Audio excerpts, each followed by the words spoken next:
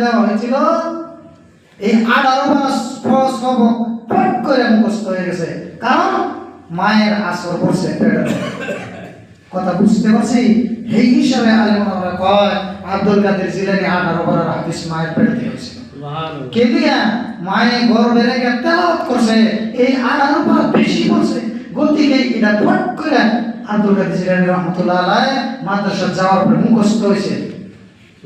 তো বোঝা গেল কি জানেন, মায়ে যখন ছেলে মেয়ে সন্তান পেটের ভিতরে থাকবো, ওই সময় মায়ে বেশি অংশ ভালো কাজ করা।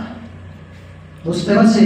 আর আঙ্গর মা বোনেরা অজু তো নাই, নামাজ তো নাই, অজু তো নাই, টেলিভিশন নিয়ে ব্যস্ত থাকে না গো প্রায়। আরে মায়েরা সব বেশি করে বাচ্চার উপরে,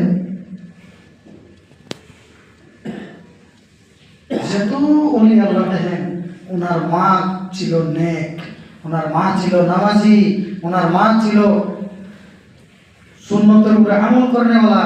আর আঙ্গর যেবা আমরা কোলামানের কথা শোনা, ওই হিসাবে বাবাজিরা আমরা টানা দিতেছি না, বাবাজিরা আমরা করে মানে দোষ ধরতেছি না, আমরা হয়তো জানি না, জানি না, আমরা ভাবি যে বড় হয়েছি বিবাহ বন্ধনে লিপ্ত হওয়া লাগবে, আমরা ভাবি বড় হয়েছি সংসারে উন্নতি করার জন্য মাটি জমি খরিদ করতে হবে, দোকান একটা করতে হবে। বাবাজিরা করা করে ঠিক, তার মধ্যে আপনার আমার নিয়ত সহিহ করা লাগবে। নিয়ত যদি ঠিক না হয় বাবাজিরা ফল পাবেন না। আমি আলিম হয়েছি, আমার আলিমের ভিতরে নিয়ত ঠিক থাকা লাগবে। আর আমার ঘোষ করলেন, হুজুর আপনি মৌলানা ঘোষ করছেন কি নিগে? আমি যদি কই পয়সা কামাবেন নিগে